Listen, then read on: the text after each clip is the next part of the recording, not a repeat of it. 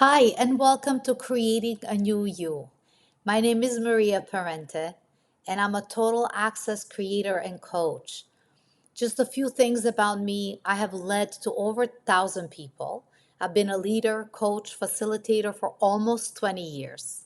I've had my own business full time since 2011, and I've been certified as a radical result coach and family and systemic constellations facilitator, the awareness process facilitator. I've been a Reiki master since 2006. I have had a chance to lead self-expression and leadership program, and I have former education, master's in liberal studies with focus on film and psychology. I have dabbled in acting since I was 7 years old, including gotten rewards for it. I've sang in a band at age 15, had a radio hit for several years. I've published a book about filmmaker Pedro Almodovar, so that shows my total obsession with creating worlds, creating characters. The book is actually called Nothing is Simple, The World Created by Pedro Almodovar. And I have had a chance to be mentored by leaders in multiple industries.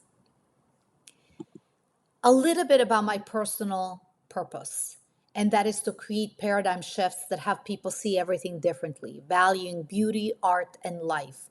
I absolutely adore a quote by Dr. Wayne Dyer, who said, "When you change the way you look at things, the things you look at change." And even before I knew my purpose the way I know it today, I always felt such a resonance with that quote. Now, my mission is to have people experience themselves as creators. What does that mean? You're in a driver's seat of your life, and it is my job to have you experience that fully so you can be the one making choices and calling shots. Now, it is my true belief that we are more than we think we are. So that will mean that you are more than you know that you are. And you're also a co creator of reality. Now, as human beings, we're only limited in our body and mind because body and mind are finite. So, in order to create yourself consciously, to create a character, archetype, to create who you want to be, rather than just feel that your identity is kind of fallen on you over time, what is important is to accept physical form. Now, with some exceptions to this rule, for the most part, we cannot age backwards. We cannot change ourselves physically too much. Sure, we can lift our eyebrows and maybe change something slightly, including gender, etc. But accepting physical form will give you power, even in a case of these changes that I just mentioned. Now, our bodies are limited, but nourishing our body with exercise and good food is really, really powerful, and rest, sleep, etc. Now, it's also important to accept our mind and limitation of our mind, meaning how we think and view the world is limited.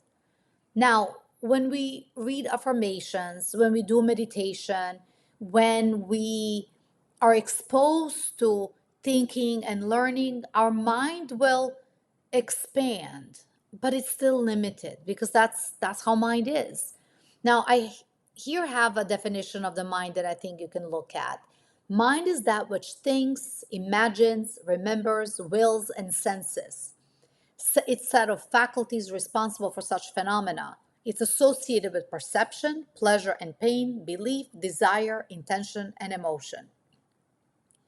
Now, in order to create ourselves as something other than what mind creates, we need to dip deeper and look into our soul. So, before we get on doing that, let's just do a quick meditation to arrive at the present moment.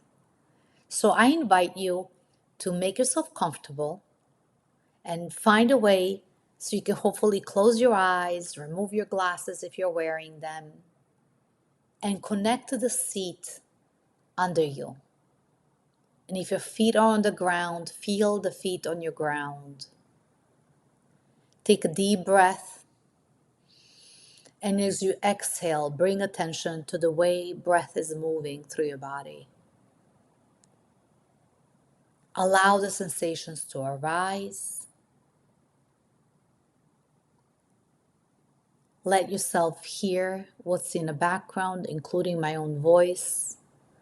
Take another deep breath, and as you exhale, imagine yourself really grounding in your seat, or if you're laying down, grounded in that way. And then take another deep breath. And as you exhale, try to imagine a moment in your life when all was well. Just any moment in your life where you felt that all was well. And take a moment to visualize the scene. Is it summer, winter, spring, fall? Are you in the mountains, at home, at the beach? What's the location? Are the people around you? Are you playing, singing, dancing, giving a presentation? See if you can recall a scene where everything was well. And when you do, describe the scene with one word.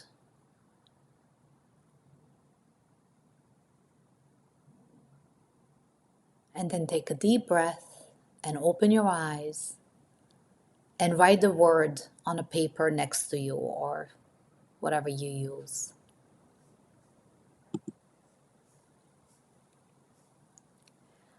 I want you to know that brain develops over time, and brain is fully developed by the age of 24, between 24 and 26. Up until that time, the frontal cortex especially is not fully developed, and this is in healthy humans. So it is very difficult for us as children to be able to reflect back and understand what is happening. So, for example, for babies, if mom and dad are not present, that's traumatic. And not because it's traumatic that mommy or daddy went to work, but because the child feels abandoned and doesn't understand the concept of mommy and daddy are going to work and they'll come back. The frontal cortex is not fully developed and doesn't see that. But all these things and events are recorded in our mind. And when we let ourselves revisit it, we can really heal our past and open space for something new possible. So when I ask you, and in a few minutes I will do that, to recall a moment from the past, don't worry about understanding fully what happened and being able to know it for sure that this is exactly how it happened. It's important to actually let the memory arise and to capture the memory as memory, which is definitely not exactly what happened, but your experience of what happened. So there's a sensation you had, there's a thought that was connecting to that event, and series of experiences around it that shape this moment in time. It's important to acknowledge, however, our memory, because when we acknowledge what already is, we have a clean slate on which we can reframe and create something new. So, our first sense of who we are happened around the age of 5 and 6. Because up until the age of 5 and 6, we could be anything. And if you notice children at the age of 4, for example, they can be a firefighter in one moment, princess in another, they can be dead, they can be a thief. They don't care. They can play all these characters and move from one another without having the character stick to who they see themselves as, who they think they are. So I want you to see if you can remember an event when you were 5 or 6 years old and something happened that shaped your sense of self. I will share an incident from my past, and as you're listening to my story, I want you to not be so fascinated by what I'm sharing about myself, but to let an event like this arise for you. See if me sharing can trigger something that you can share. So, in my case, at the age of 5 and 6, I know exactly which school I went to. I was in first grade of elementary school. I had this amazing teacher. She looked like Marilyn Monroe, nice blonde hair. She was very kind, a little older. She was older than my mom for sure. And she was really, really nice. And I loved being in school. I already knew how to write and read, and coming to school was really exciting for me. So, in this particular instance, my teacher was teaching us how to read. She was teaching the class how to read. And she wrote a sentence on the board. And because my language is phonetic, she was pointing to every letter in each word of the sentence. And then she was sounding it out as she went from left to right in reading the sentence. Now, I felt boredom. I My perception at that time was that everybody must be just as bored as I am, and I wanted to put everybody out of misery. So I shouted from my seat the whole sentence. And the teacher was really upset at me because she wanted to use this to teach others, not to have me give the answer to everybody else. So she turned around and she said, shh.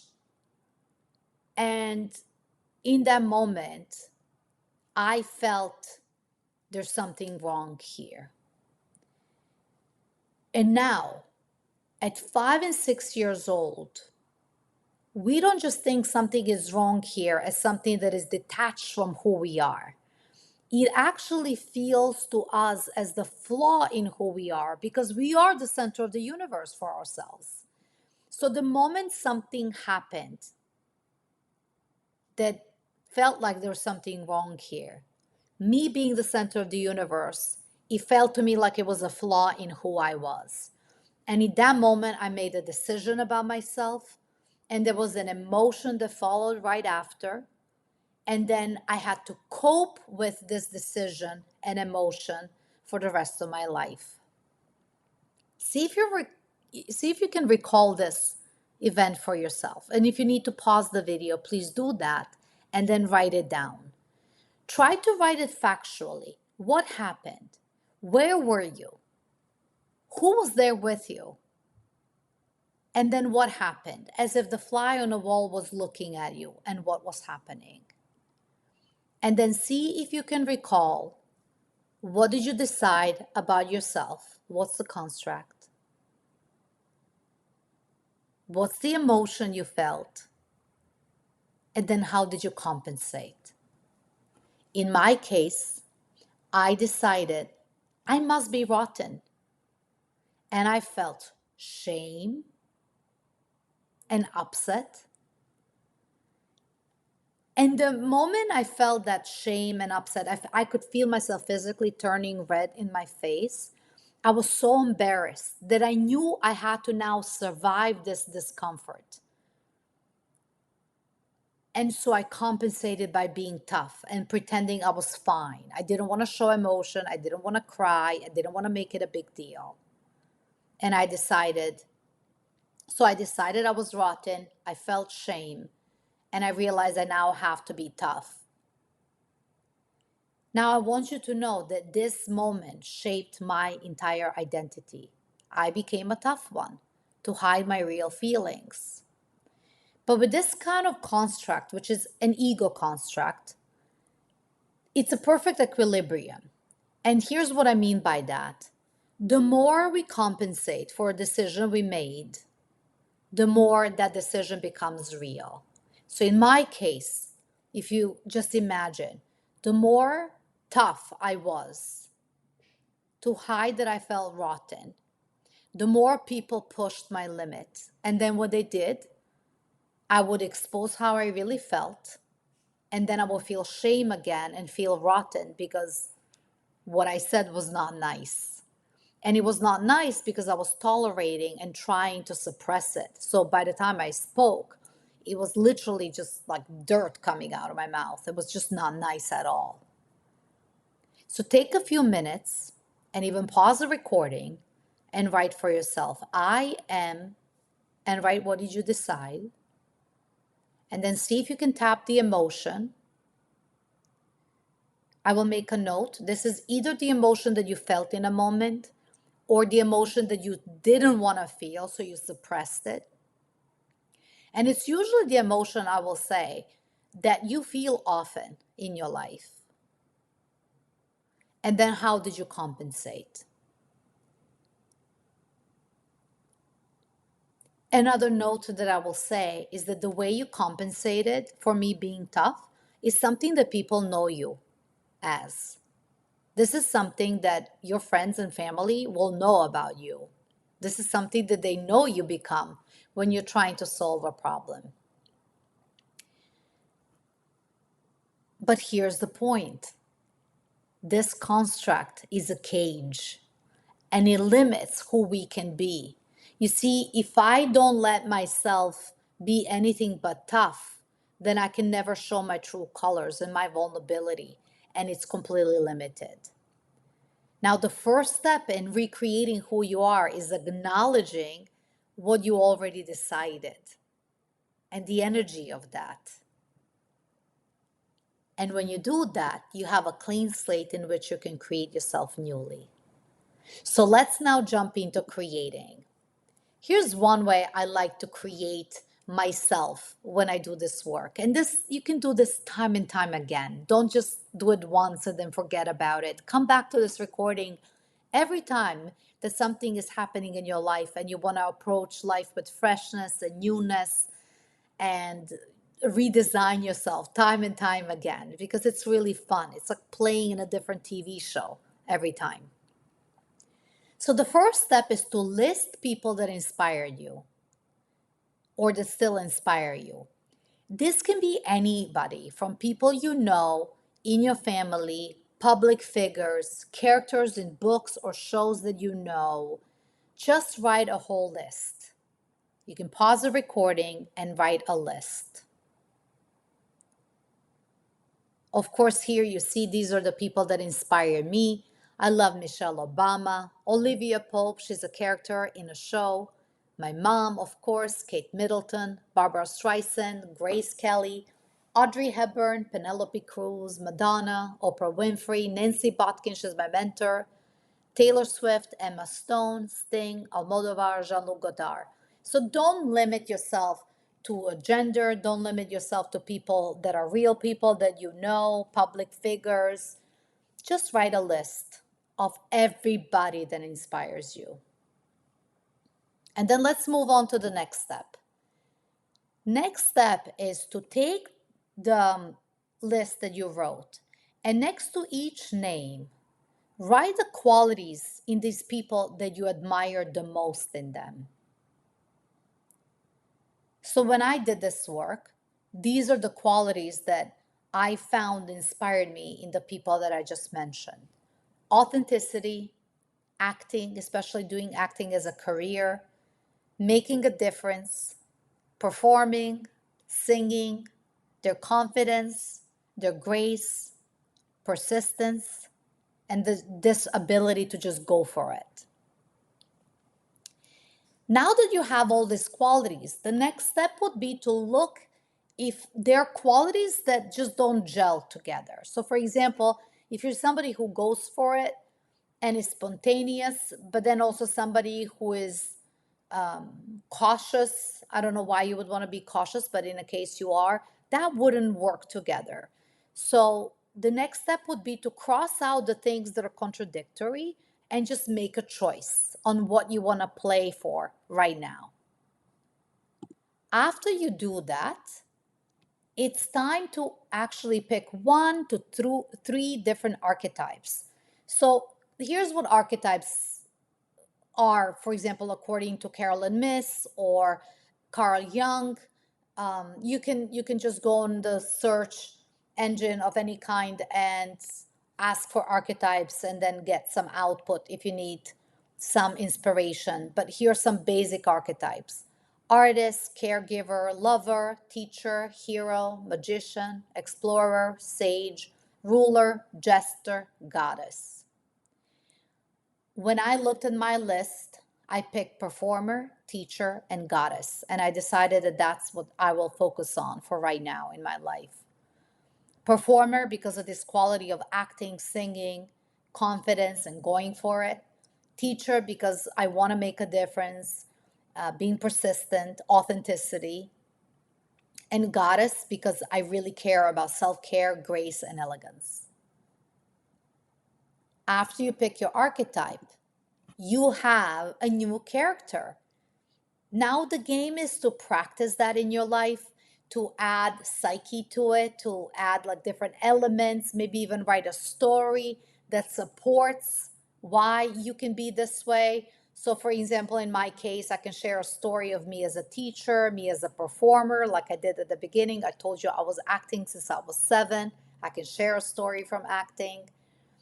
So you want to add some kind of psyche work to this and feel into your body. Like, what does emotionally feel to be a goddess, to be a performer, to be a teacher? So let yourself kind of make this character live. Imagine that somebody gave you a script and said you were going to play a goddess in this movie. Now, the next step is to connect with other people in your life and share freely. Like, for example, if you picked an archetype performer, even if you just have social media, you can go on and do a Facebook Live, for example, and just perform something and just let this archetype be real for you.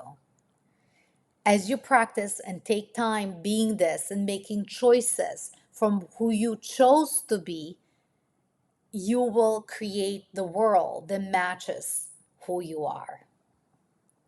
Now, if you want to do this work together, you can go to my website, Clean Slate, to create and join the program that I have now coming up in June 2nd to 14th, and then probably will happen again in January. So that's a good place. But also, you can go to my website, mariaparente.com, and look at all the offerings that I have that can help you recreate yourself newly. If you want to be a part of my free Clean Slate to Create community and just enjoy my sharing from time to time, I keep that community clean, but it's a way to stay connected. Please do that. I hope this has been valuable for you.